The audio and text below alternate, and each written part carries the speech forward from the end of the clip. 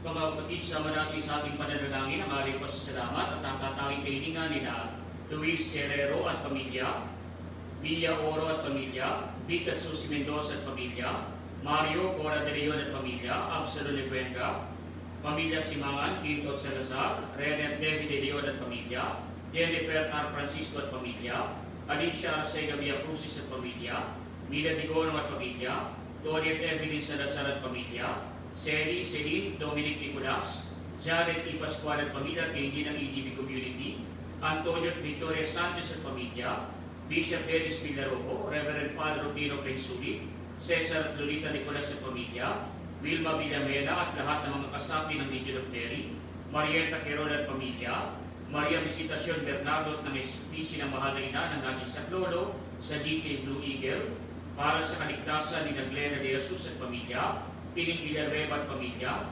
Josa Lu Barredo Camacho, Jen Tamale at pamilya, Rowena Villedo at pamilya, Arman at Emmy Isma at pamilya, Josie Brillantes at pamilya, Judah Doris Pileher at pamilya, Gabriel Moradas at pamilya, Amy Ferry Bimanado at pamilya, Dennis Bunag at pamilya, Gaspar Susan Dumale at pamilya, Gilma Joana Linden, Emelita de la Cruz at pamilya, Reynante Ilamo at pamilya, Yvette Valera at pamilya, Gigi Bautista Alejandro at pamilya, Ivy Lorena at pamilya, Dr. Onaiza Katrina Monera at pamilya, Maria G. Ada, Dr. Ken Ada at pamilya, Jovian Cruz, Dr. Caroline Enriquez at pamilya, Dr. Alan Yvonne Guevara at pamilya, Dr. Chester Canapis, mga doktor at medical staff ng Arlidio Fatima Hospital sa Valenzuela City, Santo Niño Hospital sa Bustos at Amang Rodriguez Memorial Medical Center sa Marikina, mga doktor at medical staff ng Vigilo Hospital, Skyline Hospital at Waligan Hospital, at ng lahat ng mga frontliners sa pagsugpo sa pagkalat ng salot ng COVID-19, gaya ng iba pang mga doktor at healthcare providers, mga pulis at sundalo, mga business leaders at workers, at mga kawani ng pamahalaan nasyonal at lokal, lalo ng lungsod ng San Jose del Monte. Para sa kaarawan ni na Fidelis Santiago, Julian Sebastian, Letty Balanta, Abe Garado, Mary Catherine Tan, Lorenzo Durancillo, para sa kagalingan ni Nalito Soriano, Mercy Angeta, Eden Ferrer, Samantha Osea, Marian Maravilla, Adona de Leon at pamilya, Timothy Orihuela, Gloria, Richard Carigo, Dennis de Ocampo, Paulo Talon, Dr. Betsaida Banaa, Jeffrey Alincomot, Dorna Gadi, Buena Rizal, Corazon Donato, Sigmund Bernabe, Nida Dayna Ambunan, Karen Lebuenga, Cesar Torres, Joan Perez, Kirilo Cristobal, Joyce La Chica, Leonardo Brena at Kay Rolle, George Sicat Jr., Cora at Mario at Marion, Eva Maria G. Cruz, Jojit Santiago, para sa kapayapaan ng kaluluwa ni na Robert, Senona, Cecilia, Malu, Ricardo, Leticia, Frederick, Dean, Roman, Tony,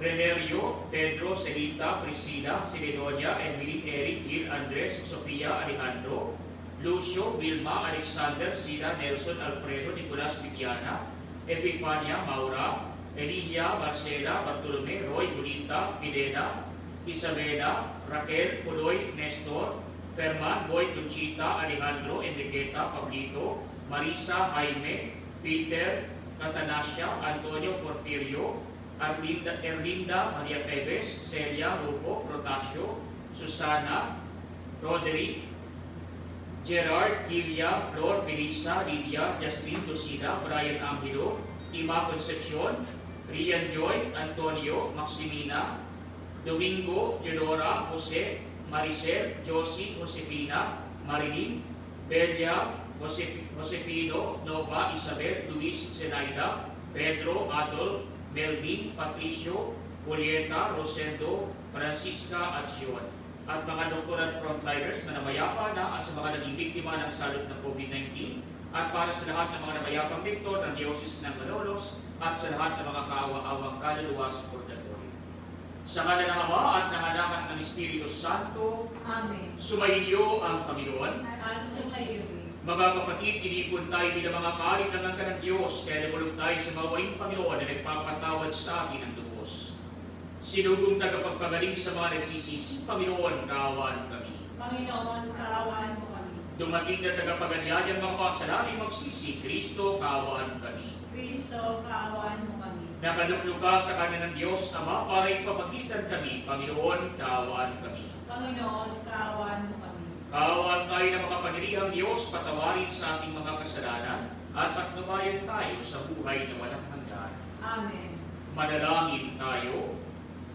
Ang maraming mga panirihan, dinugong ang iyong anak ay mabayubay sa krus para sa aming lahat, upang ang paninil ng kalaban ay kanyang mabigyang wakas. Ipagkaloob amin ang makamtan ang pagpapalang kaloob ng muli ng pagkabuhay bilang tagapamagitan kasama ng Espiritu Santo magpasawalang hanggan. Amen. Ang salita ng Diyos mula sa mga gawa ng mga apostol. Noong mga araw na iyon, tumindig ang isang pariseyong nagngangalang Gamaliel, tagapagturo ng kautusan at iginagalang ng buong bayan. Iniutos niyang ilabas muna ang mga apostol sa kanang salita. Mga kababayan, isipin ninyong mabuti ang gagawin sa mga taong ito. Hindi pa nagtatagal na lumitaw si Tribiodas na nagpanggap ng isang dakilang pinuno at nakaakit ng may 400 tagasunod. Ngunit nang mapatay siya, nagkawatak-watak ang tauhan niya at nauwi sa wala ang kilusan. Pagkatapos, lumitaw naman si Judas na taga Galilea noong panahon ng pagpapatala at nakaakit din ng maraming tauhan. Nang mapatay siya, nagkawatak-watak din ang mga tagasunod niya. Kaya't sinasabi ko sa inyo, huwag ninyong pakialaman ang mga taong ito. Hayaan ninyo sila. Kung ang kanilang panukala o pagpupunyagin ito'y mula sa tao, ito'y mabibigo. Ngunit kung mula sa Diyos, hindi niyo ito masasansala at lilito pang lumalaban kayo sa Diyos. Napahinog sila sa payo ni Gamaliel. Pinapasok na muli ang mga apostol at pagkatapos ipapalo at pagbawalang mangaral sa pangalan ni Jesus, sila'y pinalaya. Galak na umalis ang mga apostol sa harap ng Sanhedrin, sapagkat minarapat ng Diyos na sila'y malagay sa kahiyan alang-alang sa pangalan ni Jesus. At araw-araw nagpupunta sila sa templo at sa mga tahanan at do'y nagtuturo at nangangaral tungkol kay Jesus, ang Kristo. Ang salita ng Diyos. Salamat sa Diyos. Ang tanging aking mipili, Panginooy makapiling. Ang tanging aking bigay, Panginoon makapili. Tanglaw ko'y ang poon aking kaligtasan, kaya walang takot ako kanino man. Sa mga panganib kanyang iingatan, kaya naman ako'y walang agaw-agaw. Ang tanging aking bigay, ang Panginoon makapili. Isang bagay lamang ang aking wikiin, isang bagay itong sa poon hiniling, at ang ako'y lumagi sa banal na templo, at ang kagandahan niya'y mamasdan ko, at yawang patnuban niya ay mata mo. Ang tanging aking bigay, ang Panginoon makapili. Ako'y nananalig na bago mamatay, masaksiyan ko ang iyong kabutihan na igagawad mo sa mga inirang. Sa Panginoong Diyos tayo magtiwala, ating patatagin ang paniniwala. Tayo ay umasa sa Kanyang kalinga. Ang tanging aking bigay, ang Panginoon makapili.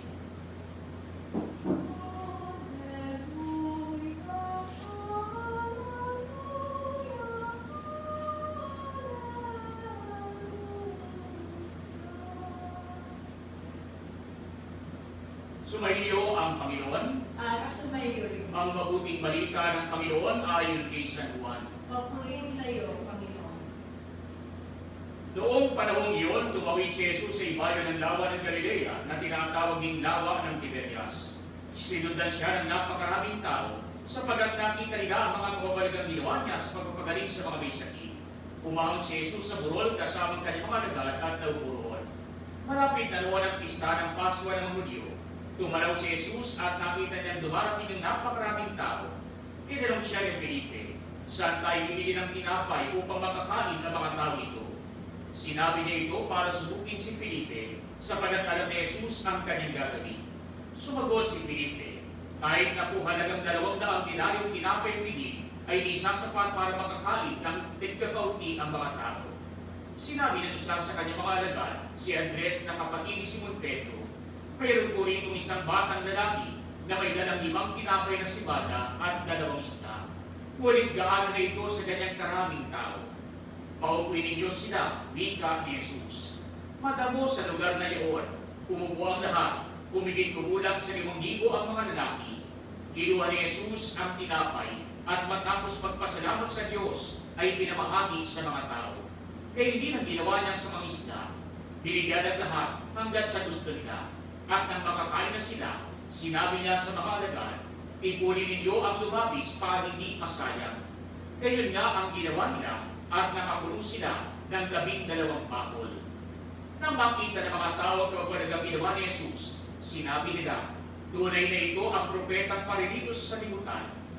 Nahalata ni Jesus na lalapit ang mga tao at pilit siyang kukunin upang gawing hari. Kaya muli siyang umalis na mag-isa patungo sa kabulunan. Mga kapatid, ang mabuting balita ng Panginoon. Pinupuri ka namin, Panginoong Jesucristo.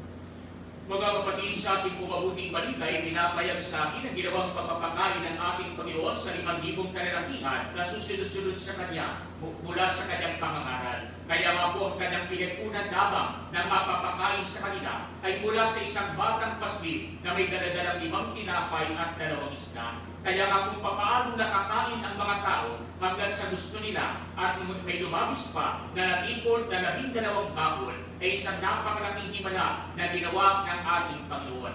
Kaya nga kung pagbabatayan natin ang ating banal na kasulatan at hindi ang kultura, ang lugar kung saan gumawa ng himala ang ating Panginoon, 2 bagay ang makukuha natin. Unang-una, maaari nga na sa kapangyarihan ng ating Panginoon, pinarami niya ang mga tinapay na ito para lang sa gayon ang lahat ay makakain. Sapagat walang imposible sa ating Panginoon, walang imposible kay Jesus. Kaya nga kung tinapay ay pararamihin, mabilis nang magagawa ito, isang salita lamang, isang kumpas lamang ng kanyang kamay, kaya niyang gawin ang mga bagay na ito.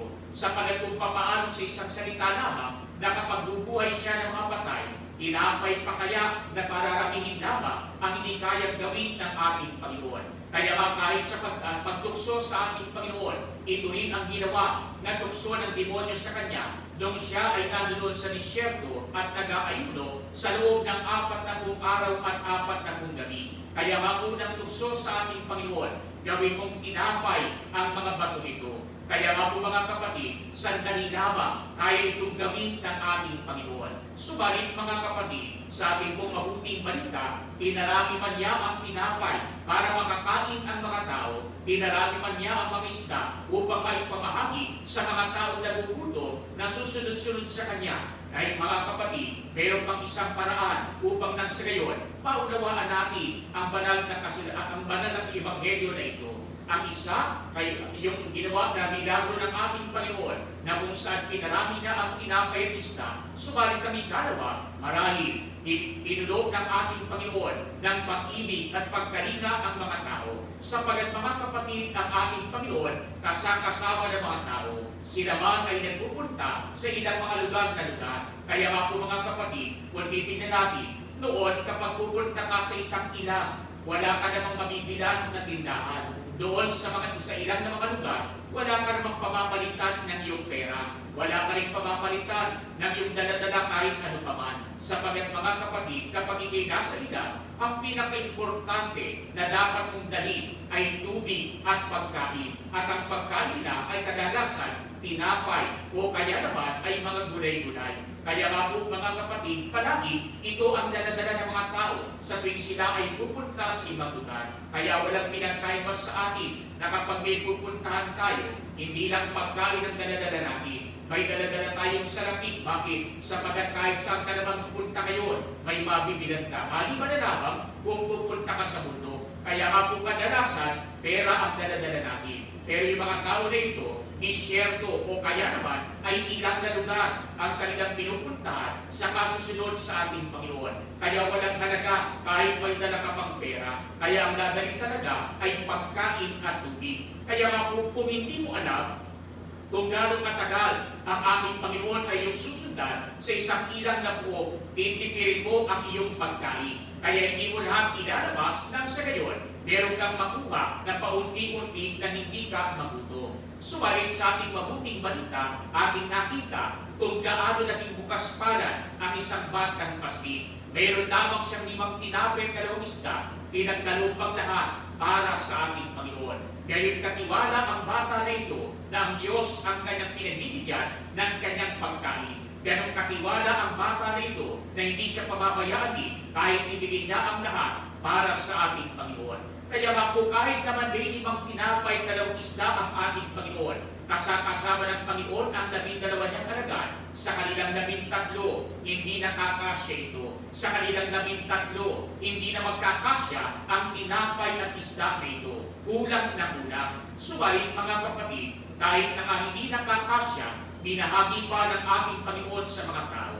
Kaya marami, nung nakita ng mga tao ang ginawa ng ating Panginoon, siya nakakaunti lamang at di na magawalang-wala sa pagagbigay lamang din ito ng isang batang pastig, nakapagbigay pa, nakapagbahagi pa sa kanila na susunod-sunod sa ating Panginoon. Sila pa kaya na mayroong dala-dala marahil sa kanilang lungkutan. Kaya ba ang pinarami marahil ng ating Panginoon, di lamang ang tinapay, hindi lamang ang isda, pinarami ng ating Panginoon ang pusong mapagbigay ng mga taong sumusunod sa Kanya. Kaya mula sa kanilang lungkutan marahil, inilabas nila ang kanilang mga dalagang pagkain at ito ay kinain nila, binahagi rin para sa kanilang kapwa. Kaya hindi nakapagtataka ng lahat ay nakakain hanggang gusto nila at matapos doon ay nakapulong pa ng 12 bahol. Kaya nga po sa atin, meron tayong tinatawag na boodle fight, no? Pero yung boodle fight, isa ang paghahanda, lahat ay kakain, kanya-kanyang kuha ng pagkain. Pero dito sa ating mabuting balita, marahil hindi lamang boodle fight yung nangyari. Ang nangyari ay parang potluck. May kontribusyon ang bawat isa, nakakain ang bawat isa ayon sa gusto nila, at may dumabis pa mula sa kanilang pinagtipon-tipon at ibinahagi na pagkain. Kaya nga po mga kapatid, sa buhay natin, simple lamang ang ginawa ng ating Panginoon. Pero sukat na ito ay nagpabago ng pananaw ng maraming mga tao. Sapagat nakita nila kung papaano ng Panginoon ay gumagawa ng himala sa kanya mismong harapan. Pinalalakas ang kanilang pananampalataya. Kaya nga po mga kapatid, ganito rin ang pinapayag sa atin ng ating Panginoon. Kaya nga kapag tayo nagdarasal ng Ama namin, lagi natin sinasabi, bigyan mo kami ng aming kakanin sa araw-araw. Hindi natin sinasabi doon, bigyan mo kami ng pagkain pangbuong 1 taon o pangbuong 10 taon o habang kami nabubuhay, bigyan mo kami lagi ng pagkain. Ang lagi natin sinasabi, bigyan mo kami ng aming makakain araw-araw. Sapagat araw-araw, lumulubog tayo sa ating Panginoon. Araw-araw, kahit maubos pa ang ating pagkain, alam natin, hindi tayo pababayaan ng ating Panginoon kapag tayo ay lumapit sa Kanya. Kaya mapus pa magitan ng ating mabuting balita, binigyan niya ng pagkakataon yung mga tao para makita ang isang malaking himala sa kanilang harapan. Kaya ang ginamit ng isang bata sa kanyang kapakumbabaan, sa kanyang pagiging bukas palad, upang ipakita rin sa mga tao ang larangan ng pagiging bukas palad. Kaya nga po ito rin ang panawagan ng Diyos sa atin, na tayo ay matutong gumaya sa ating Panginoon. Siya hindi nagdalawang isip sa pagiging bukas palad sa kanyang kapwa. Tayo rin naman, huwag natin itikom ang ating mga kamay, matutuloy tayo maging bukas palad, lalo din sa mga tao sa ating paligid na nangangailangan. Kaya nga po mga kapatid, no? Lalo ngayon na tayo ay nasa community quarantine at na-extend pa ng 15 days bukod sa April 30 na dapat ay tapos na-extend pa, no? Kaya nga po mas matagal na quarantine, mas maraming paghihirap, mas maraming pagsubok. Pero kapag tayo nagkasama-sama at nagkansa, ang mga pagsubok na ito ay mapagtatagumpayan din natin. Kaya nga po sa kabila ng lahat ng ating mga pagsubok na ito, patuloy tayong kumapit sa ating Panginoon at gawin natin ang nararapat ayon sa ating pananampalataya. Nang sa gayon, makatulong tayo sa ating Panginoon sa pamamagitan ng ating kapwa. Kaya nga po mga kapatid, pinapayag sa atin, maging bukas palad din tayo sa ating kapwa nangangailangan, maging bukas palad din tayo sa ating kapwa na lumalapit sa atin. Kaya nga po yung quarantine ito, isang magandang pagkakataon para ipakita sa atin kung paano gumagalaw ang Panginoon sa atin at tinuturuan tayo ng mga aral sa araw-araw. Kaya nga po mga kapatid, sa mga nagpapamigay ng relief goods, maraming salamat sapagkat kayo nagiging bukas palad sa ating kapwa nangangailangan. Sa mga tumatanggap naman, maliit, malaki, matuto kang magpasalamat. Sapagkat mabuti ka pa nga, may tinatanggap ka, yung iba nga wala. Yung mga hindi naman nakakatanggap, matuto ka pa rin magpasalamat. Wala ka bang tinanggap na noodles, wala ka bang tinanggap na bigas, wala ka bang tinanggap na kape, wala ka bang tinanggap na gatas o asukal, pero araw-araw, tumatanggap ka ng biyaya ng buhay. Yung buhay ka ngayon, malaking biyaya na. Yung buhay ka ngayon, malaking pasasalamat na. At doon naman sa mga nagiging daan o tulay ng pagbibigay ng tulong sa iba, COVID-19 ngayon ang kalaban natin. Ang mas malaki nating kalaban kapag sa hit na COVID, may upit pa doon sa mga pinamimigay. Huwag natin gawin iyon. Sapagat ito hindi na makatutulong sa ating kapwa, magdudulot pa ng pagkakasala sa atin. Huwag tayong manamantala sa mga taong nangangailangan. Kaya nga po, ang dapat tulungan ay tulungan. Ang dapat ibigay na nararapat para sa kanila ay ibigay. At hindi naman maging tulay tayo o daluyan ng pagpapala para sa ating kapwa, kagaya ng isang batang pastid na nag-alay ng kanyang nakayanan, kagaya ng ginawa ng ating Panginoon na pinarami niya, di lamang marami lang tinapay, pinarami niya ang pusong mapagbigay ng mga tao sa kanyang paligid na susunod-sunod sa kanya. Kaya hindi sapat na naririnig lamang natin ang mga aral ng Panginoon, ipakita natin sa ating sariling paggawa ang pagsasabuhay ng mga aral na ito. Mga kapatid, sa imbala ng pagpapakain ng 5,000 tao, pinakikita sa atin ng ating Panginoon na ibibigay ng Ama ang lahat ng ating mga pangangailangan. Hilingin natin sa Kanyang lahat ng mabubuting bagay na may pagkakalugis sa atin. Sa bawat panakita ng ating tuwid-tugon, Panginoon, bigyan mo kami ng aming kakanin araw-araw. Panginoon, bibigyan mo kami ng aming kakanin araw-araw. Ang mga pinuno ng simbahan naway magpakita ng katulad na pagkahabang na ipinamalas ni Jesus upang pakanin ang mga taong nagugutom. Manalangin tayo sa Panginoon. Panginoon, bigyan mo kami ng kakanin araw-araw. Ang mga Kristiyano naway tularan ang ginawa ng batang nagbahagi ng kanyang pagkain at magbahagi rin ng anumang maaaring makatulong sa mga nangangailangan. Manalangin tayo sa Panginoon. Panginoon, bigyan mo kami ng makakain araw-araw. Ang mga kabataan naway matagpuan si Kristo bilang tugon sa kanilang pagkauhaw at pagkagutom. Manalangin tayo sa Panginoon. Panginoon, bigyan mo kami ng kakain araw-araw. Ang mga may sakit naway makatanggap ng tulong para sa kanilang katawan at kaluluwa mula sa mga nangangalaga sa kanila. Manalangin tayo sa Panginoon. Panginoon, bigyan mo kami ng makakain araw-araw. Ang mga yumaong mahal natin sa buhay naway makasalo sa walang hanggang piging sa kaharian ng Diyos. Manalangin tayo sa Panginoon. Panginoon, bigyan mo kami ng aming makakanin sa araw-araw. Mapagmahal na Ama, dinggin mo ang mga panalangin ng iyong bayang nagtitipon upang mag-ari at tanggapin ang handog na walang pagmamaliw.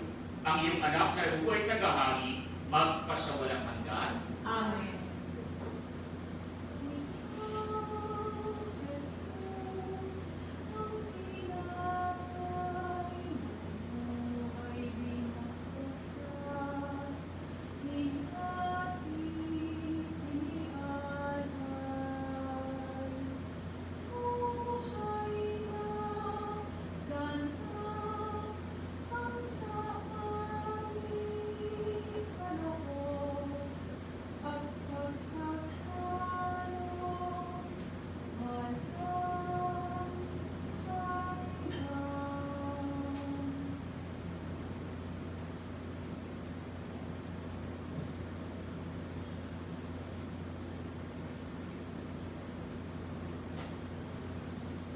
Panalangin kayo mga kapatid upang itong paghahain ay maging kalugod-lugod sa Diyos samang makapangyarihan.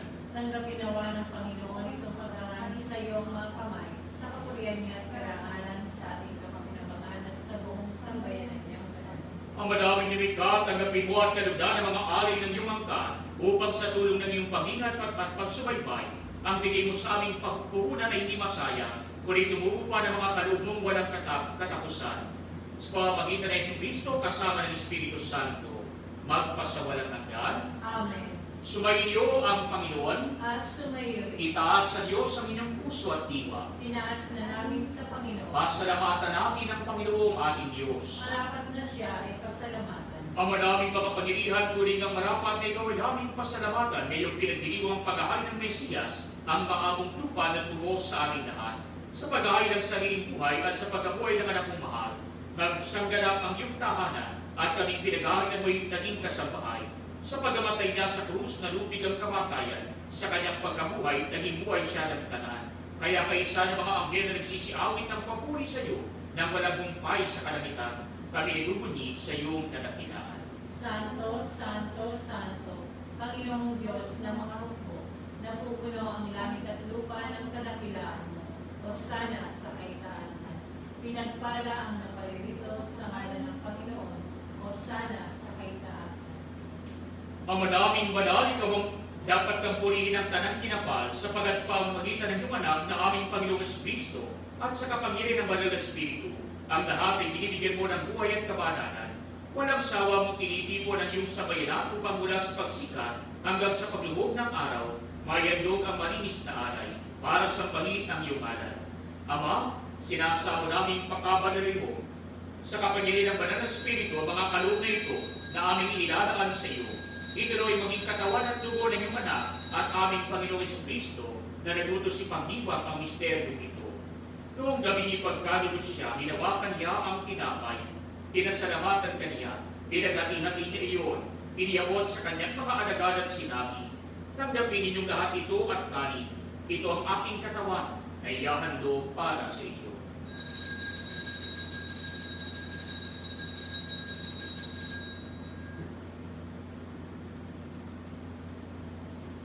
Kaya hindi naman noong matapos ang hapunan, hinawakan niya ang kalis, muli kanyang pinasalamatan. Iniabot niya ang kalis sa kanyang mga alagad at sinabi, tanggapin ninyong lahat ito at inumin. Ito ang kalis ng aking dugo, ng bago't walang hanggang tipan.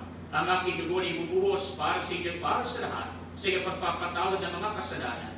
Gawin ninyo ito sa pag-alala sa akin.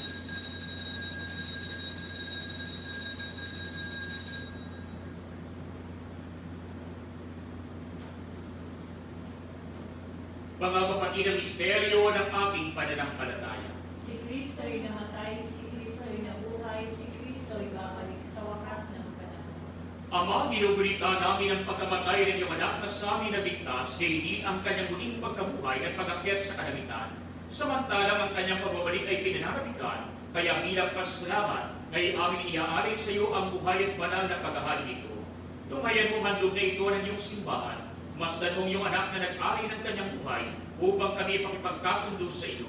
Tubig mo kami magsasalo-salo sa kanyang katawan at dugo ay mapuspos ng Espiritu Santo at mag-isang katawan at isang diwa kay Kristo. Kami naway gawin ang handog na habang panahon nakatalada sa iyo. Tulungan nawa na kami magkamit ng iyong pamana, kaysa ng ina ng Diyos ang mga Birheng Maria, kaysa ng mga apostol, mga martir, at kaysa ng lahat ng mga banal, na aming inaasang lagi nakikiusa para sa aming kapakanan. Ama, ang handog na ito ng aming pagkikipagkasundo sa iyo ay magbunga nawa ng kapayapaan at kaligtasan para sa buong daigdig.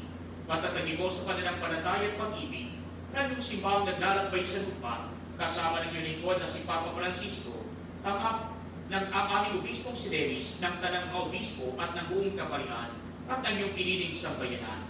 Dinggin mo ang mga kahilingan ng iyong magkaan na may itinipon mo sa iyong harapan. Amang bawalin, gugupin mo at pag-isain ang lahat ng iyong anak sa bawat paring at sulok ng daigdig. Kaawaan mo at patuloy sa iyong karian ang mga kapatid naming yumaw at ang lahat ng dumisa na sa mundong ito na nagtataglay ng pag-ibig sa iyo. Kami umaasang makararating sa iyong piling at sama-sama magkakamasa ng iyong kanindigang walang balik sapagat aming masasilayan ng iyong kagandahan sa pamamagitan ng aming Panginoong Jesucristo na siyang pinag-aaraanan ng bawat kaloob mo sa aming kabutihan. Sa pamamagitan ni Kristo, kasama niya sa Kanya, ang lahat ng parangal at papuri ay sa iyo, Diyos Amang makapangyarihan, kasama ng Espiritu Santo, magpasawalang hanggan. Amen. Mga kapatid, sa tagubili ng mga nakagagaling na utos sa turo ni Jesus na Panginoon natin ang Diyos, ipahayag natin ang lakas loob.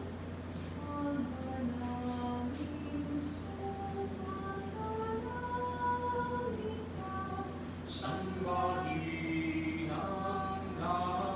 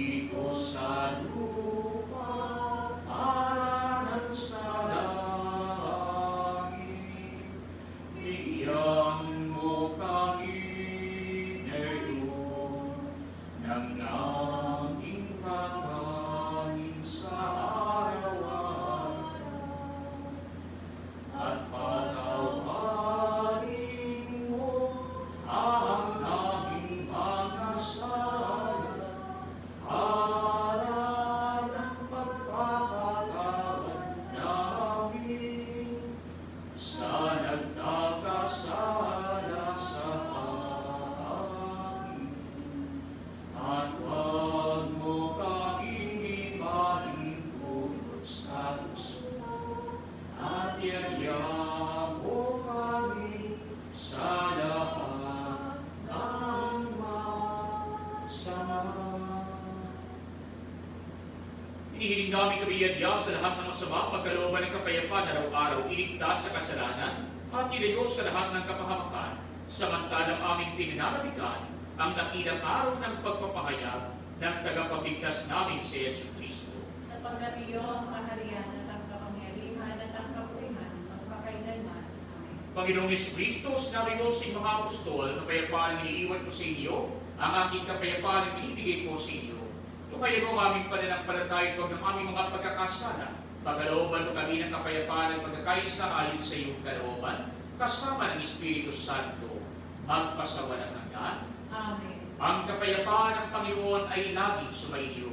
At sumayo rin. Magbigayan kayo ng kapayapaan sa isa't isa. Kordero ng Diyos na nag-aalis ng mga kasalanan ng sanlibutan, maawa ka sa amin. Kordero ng Diyos na nag-aalis ng mga kasalanan ng sanlibutan, maawa ka sa amin. Kordero ng Diyos na nag-aalis ng mga kasalanan ng sanlibutan, ipagkaloob sa amin ng kapayapaan. Mga kapatid, ito si Kristo ang Kordero ng Diyos na nag-aalis ng mga kasalanan ng sanlibutan. Mapapalag tayo inaanyayahan sa kanyang biging. Panginoon, hindi ako dapat na magpatuloy sa iyo. Ngunit sa isang salita mo lamang ay gagaling na ako.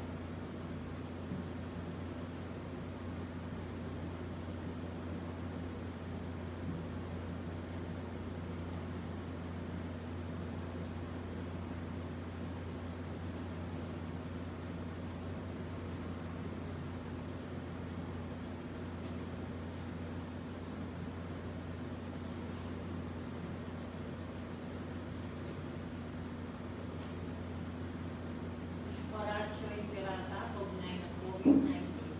Amang makapangyarihan, lumalapit kami sa iyo sa aming pangangailangan. Ingatan mo kami laban sa COVID-19 na lumalaganap sa kasalukuyan at nagiging sanhi ng kamatayan. Tulungan mo ang mga nagsisipag-aral sa kalikasan at pinagmumula ng virus na ito at kung paano masusugpo ang paglaganap ng sakit na dulot nito. Gabayan mo ang mga kamay at isipan ng mga eksperto sa medisina nang mapaglilikuran nila na may puso at kakayahan ng may mga karamdaman at sa mga sangay ng pamahalaan at mga pribadong ahensya na makatagpo ng lunas at solusyon sa salot na ito. Sinasamo namin ang mga dinakuha ng sakit na ito ay mabalik sa kalusugan sa madaling panahon. Umilis na kami sa ikabubuti ng lahat at matulungan ang lahat ng nangangailangan. Hinihiling namin ito sa pamamagitan ni Kristo kasama ng Espiritu Santo magpasawalang hanggan. Amen. Maria, takbuhan ng mga Kristiyano. Panalangin. San Rafael Arcangel. Panalangin. San Roque. Panalangin. San Lorenzo Luis. Panalangin. San Pedro Calungsod. Panalangin. San Pedro Apostol. Panalangin.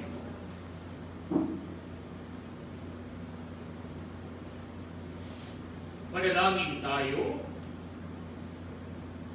Ang madaming mapagmahal, ipagpatuloy mo yung matapat na pagsubaybay sa iyong mga dinudulutan ng kaligtasan upang ang pinagpapakasakit na sa ng iwana ay makinabang sa pagkabuhay ng nandibigay ka sa pamamagitan niya kasama ng Espiritu Santo magpasawalang hanggan. Amen. Sumainyo ang Panginoon At sumayo. at pagpalain kayo ng mga Panginoong Diyos, Ama at Anak at Espiritu Santo.